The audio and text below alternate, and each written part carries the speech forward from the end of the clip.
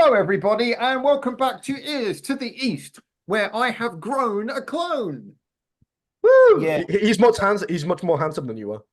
I showed someone a clip of the awards show the other day, and he goes, "Oh, that's you." I'm like, "No, that's Howard." The other day, I know who should be more complimented by that. I was like, "No, that's not me. That's Howard." Yeah. And then I showed them a video of when Jen and I used to review the anime themes, and had this is like glasses and a beanie, like just the uniform for the channel or something. I think Jen had the beard and the glasses and the beanie. I was the like, oh difference, no. the difference is under the hats, because guys, we all lack something that James has. Yeah, I'm jealous. Yeah, we aren't happy. We're unhappy about it. Yeah. I wanted to cut it while I was here, actually, but yeah. No, don't show off. It's just going to come. Anyway, so James I actually looked like that on my driver's license picture, which is like 12 years ago. You're never replacing that license, are you? So, James, you might know he was on an episode previously, but for anyone who's coming to the channel, because we've got quite a few more subscribers since then, James is a friend of mine. We've known each other for years. He's co-founder of my YouTube channel, Back a Broadcast. He is a person who knows a lot about Japanese stuff. He has a shop in the UK, which we'll talk about, where he sells stuff that he buys from Japan. He is a general person who knows about his anime Japanese culture. He's cringing because he knows there are some holes in his knowledge, but it's pretty good. Yeah, I buy stuff in Japan that I enjoy, and then when I'm sick of it, then I sell it. He gets Because that's wild. Yes, I get crunky wild. Anyway, enjoy. All right. Oh, okay. Right, there he goes. He's disappeared. Where do I do? Do I go back in the middle then? I sit right here.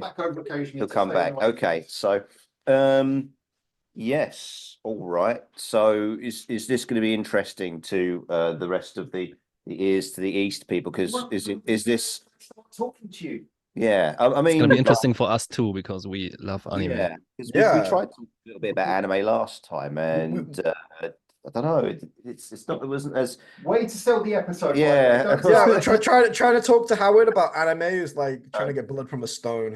Me and Benedict have tried. Yeah, it's a good place to get good music though. Sometimes you can get a lot of good music from anime.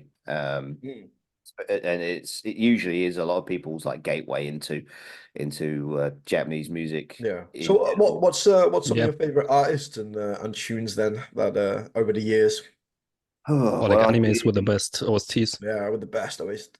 Yeah, well, I've been listening to every theme for the past 5 years or so now, and that's given me a lot of experience and a lot of exposure to stuff. It's hard to really name particular artists that I've liked from themes, but I've got like an idea of what themes I have liked, because sometimes we add them to playlists in the shop as well, so I get to listen to them quite often. But which one did I like recently? Sometimes a series 1 has a good theme, and then series 2 like gets popular because it's got a good theme, and then it sort of dies off. Like for instance, this season, I think people have been going getting a bit excited for the new season of High Card, and that had a really good intro last year, and it's got a different intro this year, and I don't know what it sounds like yet because I kind of leave it to later to listen to them.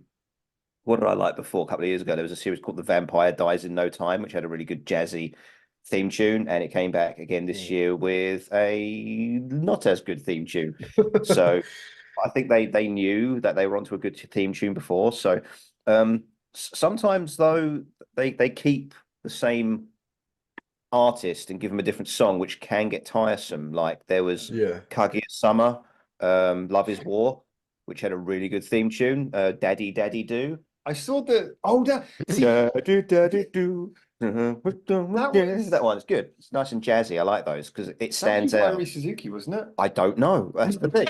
I listen to like 250 anime theme tunes a year, so I don't take hardly any its names. Don't have time for anything. But what I did notice is that the source that I get my list of anime theme tunes from, I just realized that I didn't see any intros for like main shonen series or any of these long running series. It's like Wikipedia doesn't care that there's new seasons of One Piece or My Hero Academia or Shin-Chan or Pokemon out, because I just realized the other day that I didn't hear a single theme tune for any of those series where I know there are new songs for those series out. So that's kind of strange that I've been sheltered from those, even though there could be good songs. Like, for instance, Naruto's had some really legendary theme tunes like Go, and things like that. So it's strange that this year, it's strange that this year I didn't really. I have a Naruto tattoo.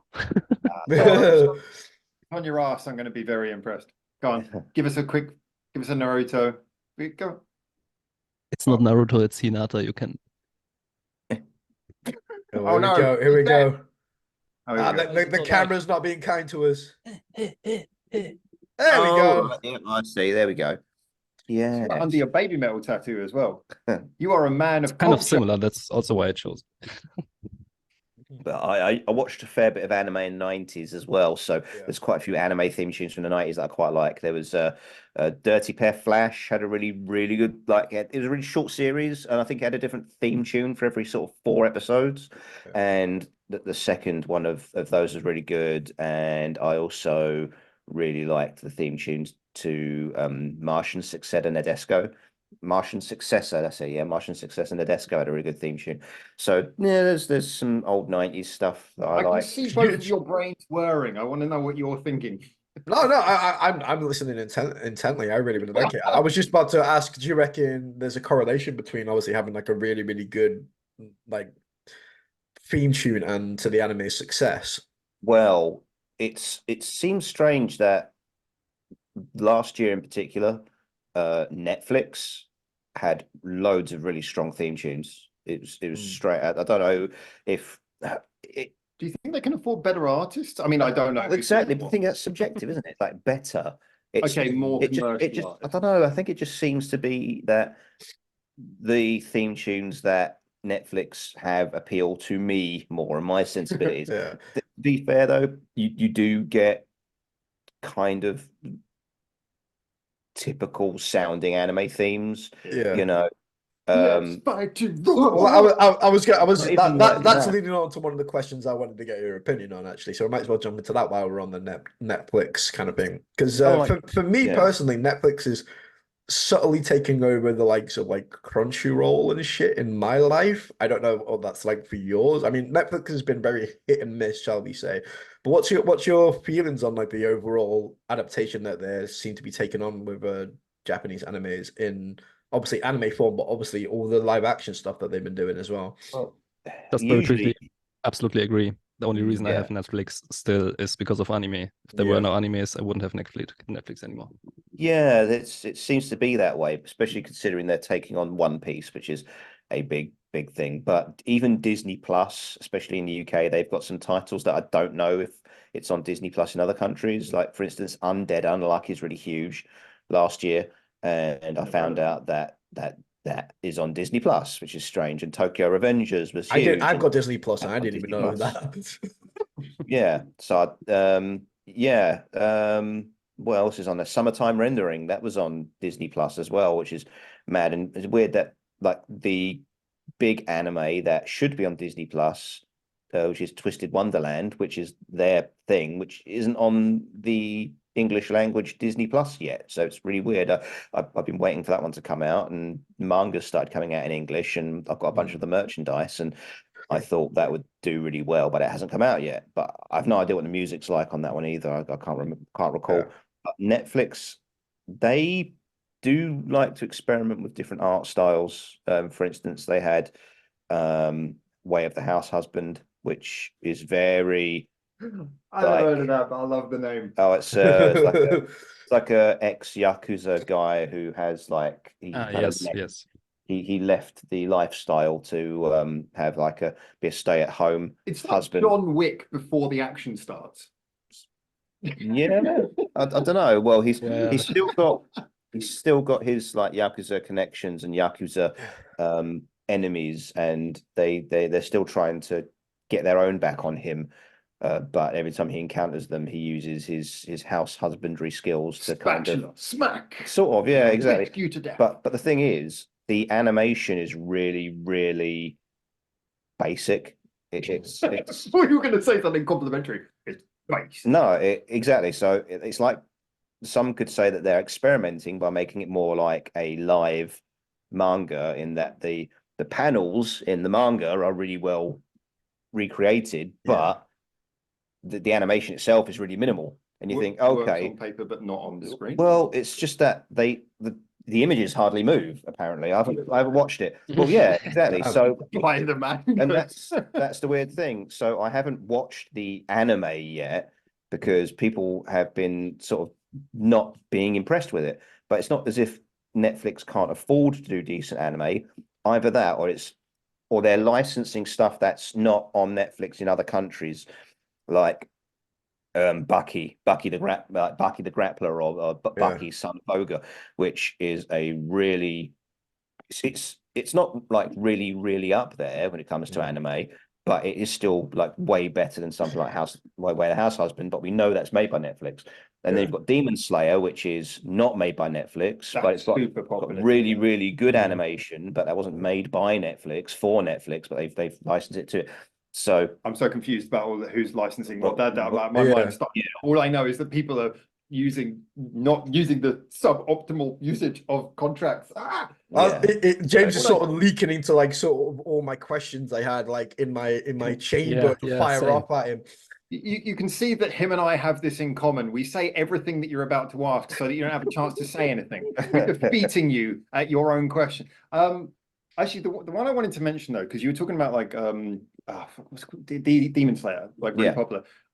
Now obviously I've been kind of noticing. I was listening to Bocce the Rock, and then like a lot of people were suggesting other animes, because I don't really watch anime. That was the first anime I watched properly. And a lot of people were suggesting music related animes, and the one that kept on coming up is the really popular one, the idol related one, Oshinoko, which had the theme tune by Yoasobi Idol.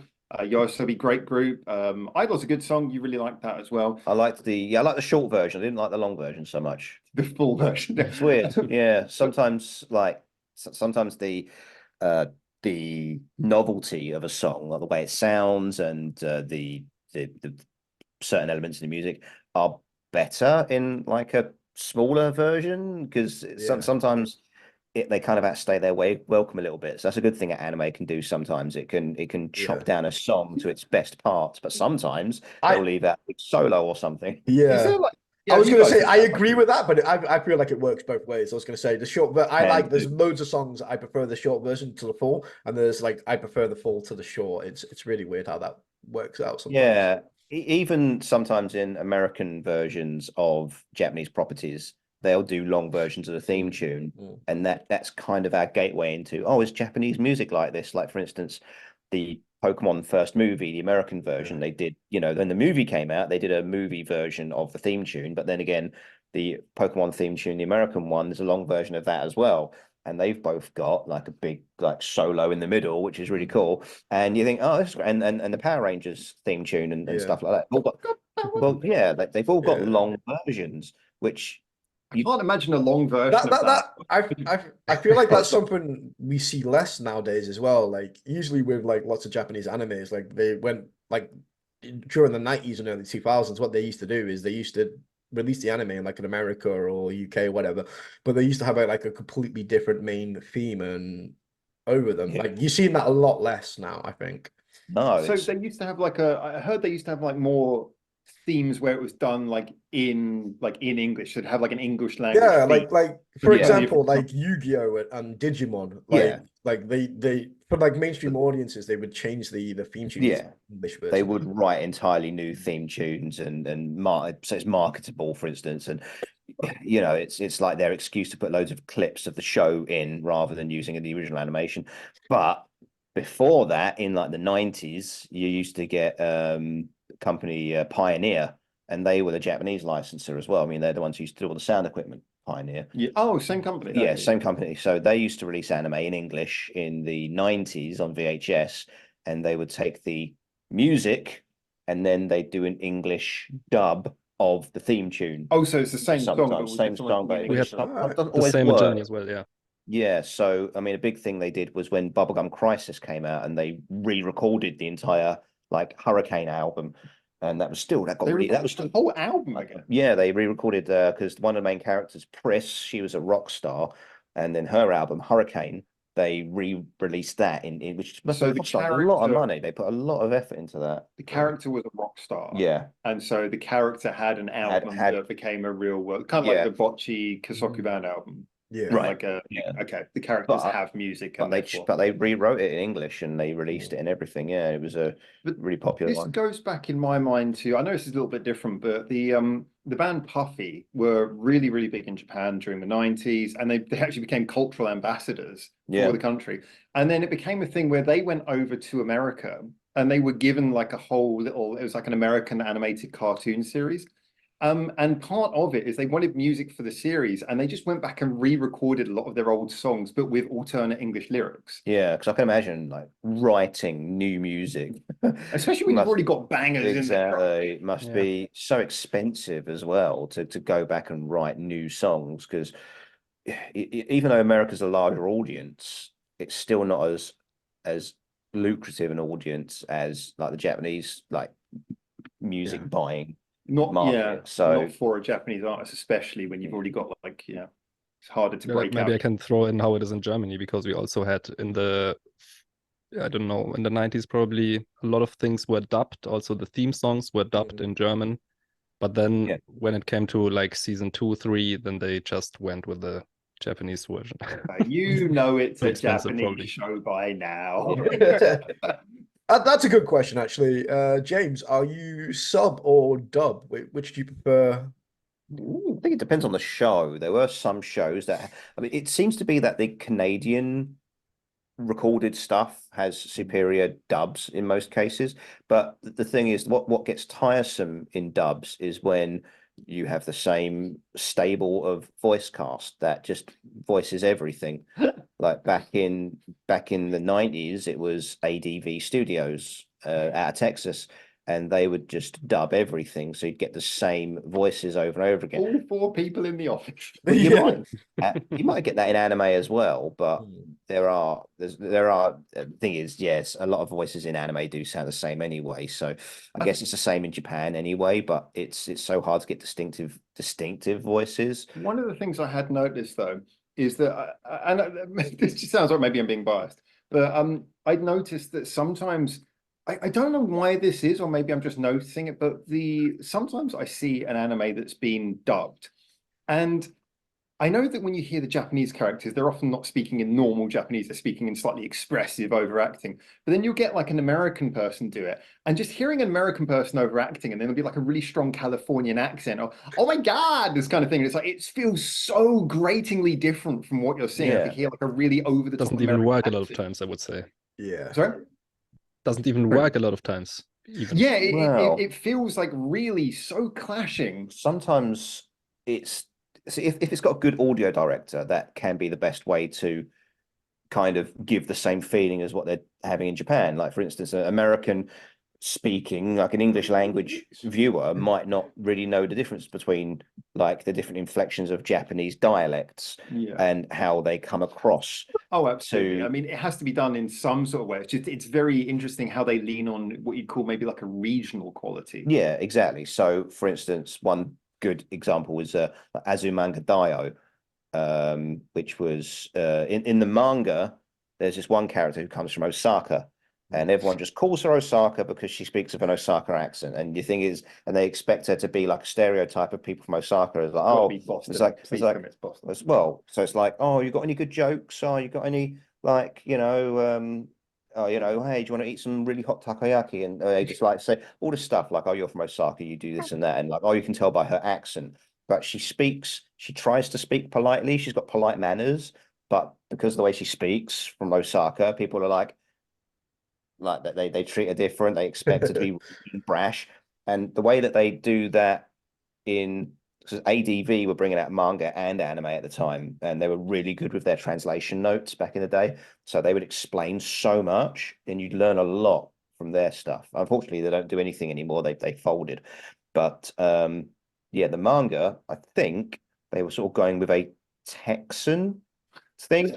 That's not what I expected. Well, I'm sure in it's like a 10-gallon hat. Well, because usually Osaka is kind of likened to like Brooklyn Yeah, So, I was thinking more like a Bostonian sort of. So I think in the manga, the translation was more like that because they're like, "Hey, why don't you just say forget about it and hit people?" And I'm walking here. Yeah, so that's the way they did it in the anime. But or maybe they could have made them Liverpudlian. Huh. Hey. So, and the thing is, when you're watching it dubbed, when you're watching it like subtitled, you probably wouldn't get that as much because we don't have the ear to hear different dialects like Japanese. Yeah. So the dub kind of makes sense. It is again, it's one of those things that if you're used to, but of course someone had to put on like an exaggerated accent, but because they're filmed in Texas anyway, I think they sort of heightened the Texan Just accent. walked outside and went, "You cowboy." Yeah, so make $10. Come exactly. in. So Do you? that's how that kind of went. And that made it easier to understand our ear because it's like, oh right, but she doesn't speak any different to anyone else. What are they picking up on? And so sometimes you have to get those.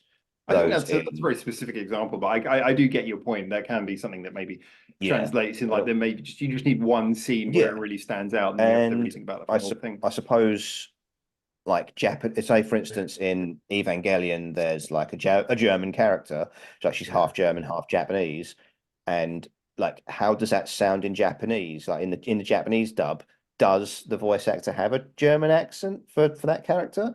I mean, she doesn't in the she doesn't in like the dub either. But the thing is, she'll say things in German, and I can't remember if she does that in the Japanese version. So that's kind of an interesting way of putting it as well. And you can there's quite a bit of German in holding your big anime. microphone. Go. While we're on the subject of sub and dub, but I just wanted to say about German and anime. I was going to ask, as a German, when I hear the Japanese pronunciation of German, it sounds really weird. Like it sounds nothing like a German person would say it.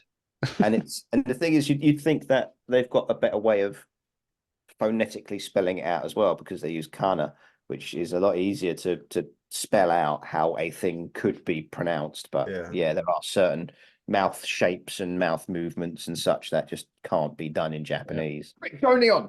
I was going to say, while we're on the subject of sub and dub as well, I don't know if you're aware of the whole CrunchyRoll controversy at the minute, the way that they've been taking the dubs. I was going to ask what your thoughts are on that. Well, so sometimes it's just like having accents. Sometimes you have to use certain phrasing to try and because sometimes what is this controversy? Well, basically what CrunchyRoll were doing is they were changing the dubs, but how am I going to say this gently without using the W word?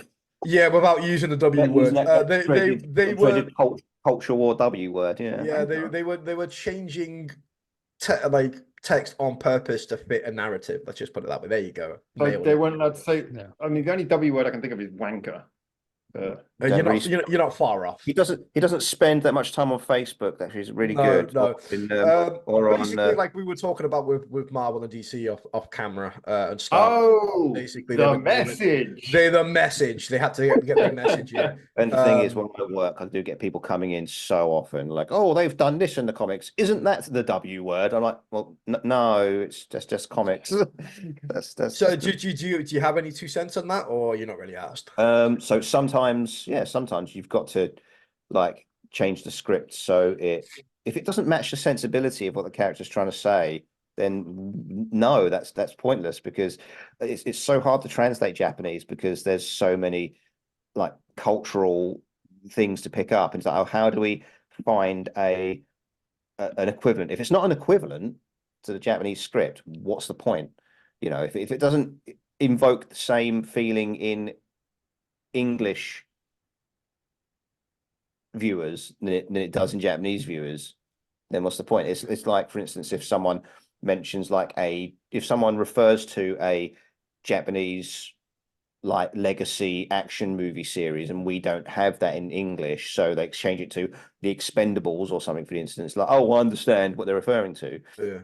It's like, okay, that's fine, that's an equivalent. But if they say something that has a completely different meaning, then no, because the next line, the next character's reaction has got to be based on the thing that the first character said. I think you've got to trust that the person translating it is making changes based on the intent, Yes, on getting the original author's message across, which might involve changing things. Oh yeah, but if they're But it might not even be that, the failure of the person translating it, because what we have, for example, in my country, and which was a big reason why I went to subtitles only, was that anime a lot of times they were made to fit a child's program on free TV, so they had to cut out a lot of stuff and change it, make it, you know, kid friendly, so it could run like in the afternoon. Hentai. And then that really changed up the feeling and the intention of a lot of shows and really turned me off. So yeah, it's a big intent is a big thing. We didn't get any Goku PP over in America and Europe. That's not a thing.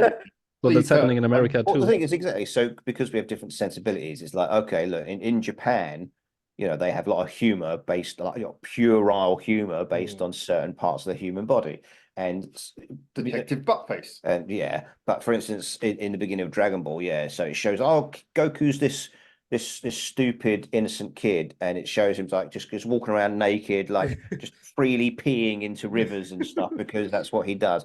And it's like, oh, you can't show his winky like to people. He's a small child. You can't see small child winky. You know, like, well, that is an interesting one. And of course, you know, like, and it's not stripes.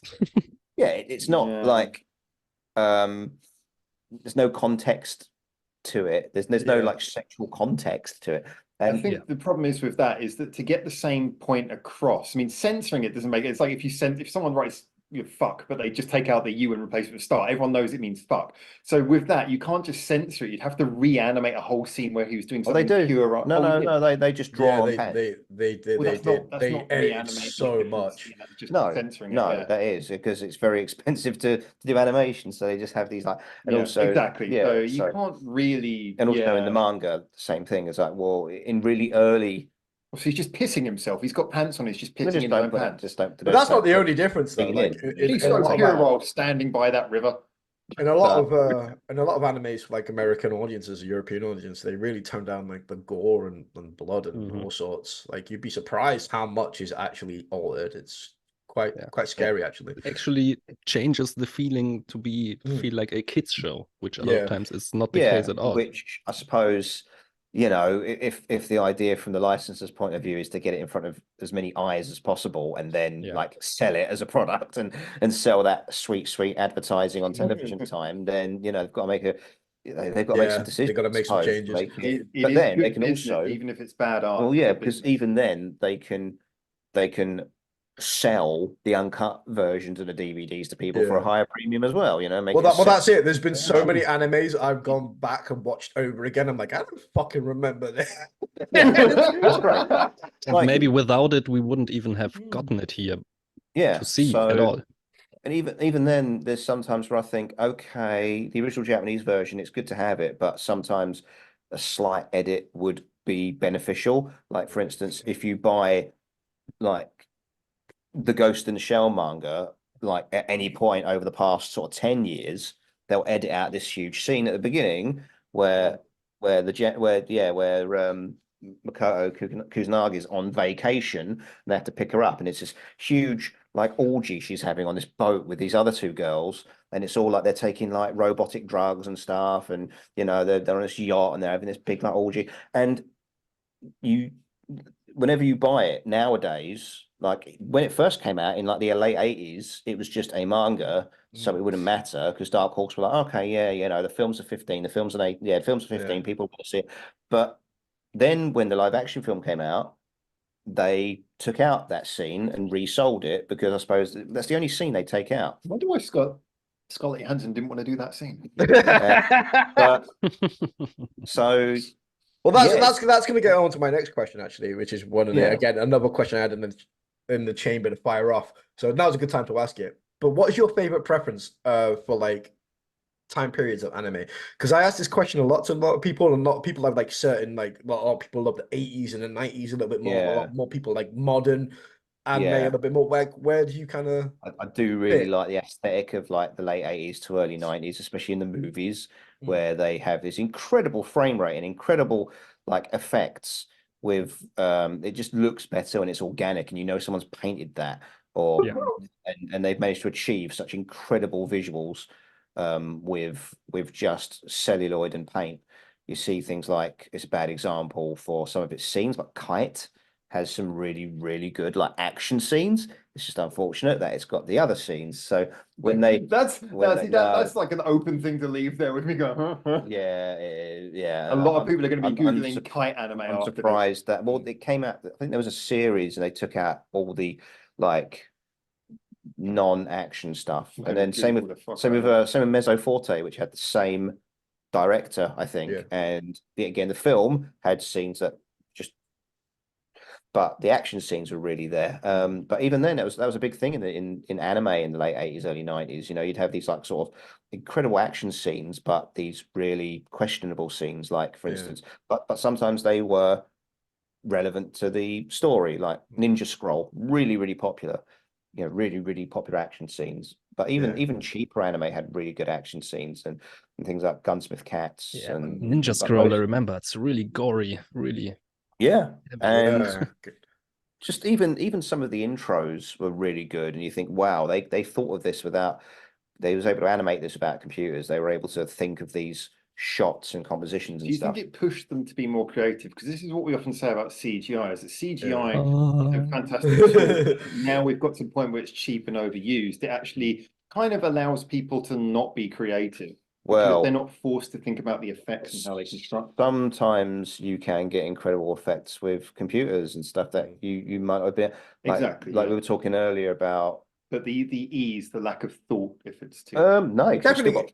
You still got to draw it. You still got to feel as organic, in my opinion. Direct it. Like for instance, Redline, you know, has incredible like perspectives and warping and the impression of speed. And then I think you're using a good example to justify that it can be done. But I guess my point is that if you have all the tools, then of course that in the hands of a good director means that you have all the tools to create something beautiful. But when you have like more of the normal directors would be doing, if you like, the more generic stuff, they don't have to think so much though, so they tend to recycle the same sort of, well, this looks amazing. Like for example, you get a lot of action scenes in the CGI, to use that example, where the camera's flying everywhere because they can do that, and overly kinetic camera work. Yeah, I mean that's the sort of thing you get in like movies and things, because you do have you are working primarily with 3D rigs of items and characters that you can just put anywhere. But in anime, you're still more likely to have actually had to draw it on a piece of paper first without using 3D models and just placing them wherever you want in the scene. Because that's what I thought with Guardians of the Galaxy, the third one. They had so many fight scenes that was just a camera slowing down and panning around all over the place. And you thought, well, no one's had to draw that. You know, it's just them moving 3D models around. Whereas you watch something like that in anime and you know someone's drawn it on paper. And they've had to plan it out first. Yeah, the movie you can just record it on a blue screen and then afterwards put the camera whenever you want. Yeah, in an anime, you cannot do that. You have to really I did Google the KITE anime, and within the first 2 sentences, 3 people have died. I mean, this. This is okay. I don't know what scenes you're referring to, but there's a lot of death in this. Oh yeah, there's the scene where the guy gets like pushed out the. He gets like thrown out of an office building window. She chases him with a gun, shoots him as they're going down, and then they like land on this truck, and the truck like falls through the road into like a subway, and it all just goes into complete chaos, and everything explodes. And God, this is but they're not the scenes that people talk about when it comes to KITE. I got into the second paragraph. Yeah, there we go. Oh my God. But yeah. If Howard says, "Oh my God, no, I need to go and watch it." No, you don't. You're good. Yeah, exactly. But it's all part of the story. The thing is, I think Samuel L. Jackson did a live action film of it. So he kept it was, but neither of those 2 elements were present, you know, that he tried making an action film. So so they tried making an action film, and they also took out all the really questionable stuff, but of course it had neither of anything. So people, that's more of a Western thing though, isn't it? Like, because you could even go to like you could even go to like Stephen King's It, for instance. There's a specific scene that Stephen The King wrote, orgy which is Oh, yeah. the orgy Yeah. scene, the notorious orgy scene, which like has never been adapted in any film version of it, which I don't think it ever will. Good, because that would be illegal. It would be, yeah, exactly. But like, And does then that you ask service the Japanese, story, yeah, or and then is you that go, just well, exactly. It's like, does it? You know, is it? And then when you talk about like Japanese media, oh no, I don't need that. Can we just talk about the Japanese adaptation of Spider-Man instead? That'll bring me back to an area of that is the comfort. best adaptation of Spider-Man? I See, want to that get is- one last quick question to Yeah. James as well. There's a lot of studios now doing like lots of Western words. I apologize because I always screw up the name of this studio. Is it Studio Ghibli? Oh yeah. And Studio Trigger as well. Like they've been Yeah. doing like a lot of Western things recently and stuff. Like, how is that perceived in Japan? Do you see them doing more Western stuff, like to a more mainstream audience, or do you reckon that's like it was like a one-off thing? Well, Ghibli's been doing Western stuff forever. To be fair, I mean, Probably the most well-known one. because like when Marnie was there, It that wasn't was like explicitly English tailored for novel. Western audiences, right? Well, Or was it? not so much. I mean, they did. Thing is, they got popular with Buena Vista really early on anyway. So, but they didn't get an Oscar until like 2001. But in general, their stuff was just distributed with Buena Vista, but they wanted to make cuts. So it's kind of. But they've always been using. I mean, especially Miyazaki. He really loves like English novels. You know, like say, was it The Borrowers? He used that, and Howl's Moving Castle. That was another English novel, and such. So I think he just really likes the old sort of stone houses and things. But he not as if he doesn't like Japanese stuff either, because you look at the bathhouse in Spirited Away and stuff like that, and then you got what is it? I can't remember if which one. Only Yesterday. I don't know if that's one of his, but that's sort of set in a Japanese school and stuff like that. So yeah. Yeah, I think he's not afraid of having lots of different influences from all over the place. Like for instance, you know, Disney was really influenced mostly by European folklore. So yeah, And the occasional white tiger. Was it a white lion? I can't remember. But yeah, I mean, the thing is, there's so much anime out there that it's going to get. It's a massive genre. They're going to have loads of different influences from different places. There's so much stuff that's my favorite.